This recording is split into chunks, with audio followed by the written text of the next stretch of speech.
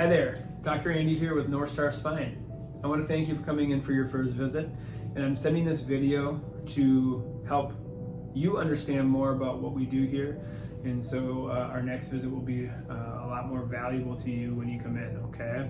Now, I want to explain how chiropractic works. So the way I explain this is by using a diagram where we use two cells. We've got a male, female cell.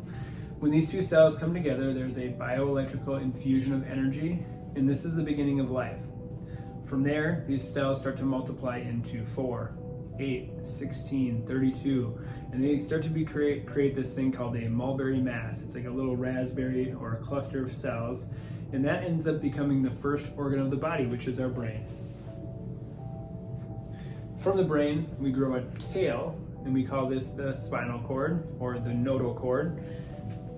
And there's a direct connection between the brain and the body through the spinal cord.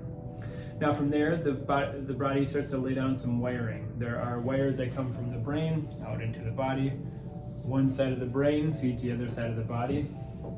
And then we start to develop something that looks like a human body here. From there are tiny little nerve buds that start to develop around those nerves. And these nerve buds become our organ systems.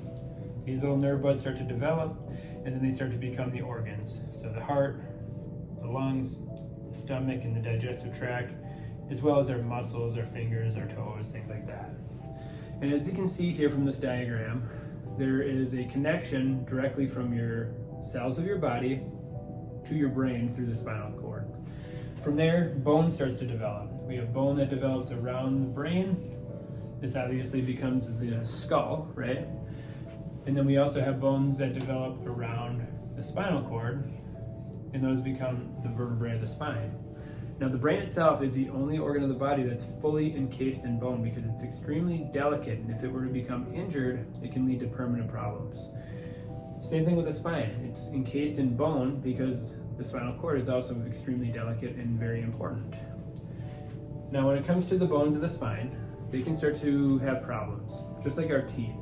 They can start to wear out, they can buckle, they can misalign, they can shift, move, or twist, and this starts to decrease that nerve flow from the brain into the body. In fact, if we were to hook a light bulb up to one of those spinal nerves and start to apply some pressure to it, it would dim that light bulb. And I don't know about you, but I want to make sure that we have 100% nerve flow to 100% of the body 100% of the time to achieve optimal health. Now, when it comes to chiropractic, we make sure that we realign, mobilize, and clear up any nerve interference through those chiropractic adjustments to improve your overall health by improving overall nerve flow. Now, there's 3 important words that you need to know. Number 1 is going to be chiropractic.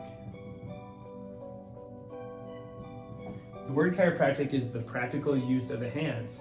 Chiro means hands, and practic is the practical use of. The second word that's really important is subluxation.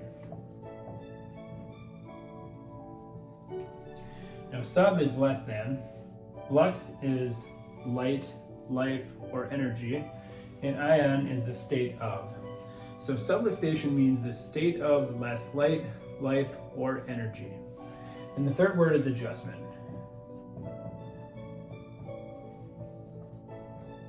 Now, adjustments are used to make small alterations to help achieve a desired result. When it comes to chiropractic, we use our hands to make adjustments to remove subluxation from the spine. And this helps to improve nerve flow and overall health. Now, the time it takes to heal when it comes to chiropractic can be anywhere from 90 days all the way up to about 120 days. And this depends on your age, your overall health, and just the condition of the spine. For you specifically, we'll be talking about what we recommend, but that's typically the time frame it takes to heal. Now, when it comes to spinal conditions, I'm sure you know at this point that they can be pretty serious, and sometimes they can be pretty mild. Now, I want you to know that spinal conditions can be the most common cause of permanent disability, and my job as the chiropractor is to make sure that your spine is in the thing that gets you in the end. So I hope you found value in this. I look forward to seeing you on your next visit, and I hope you have a great day.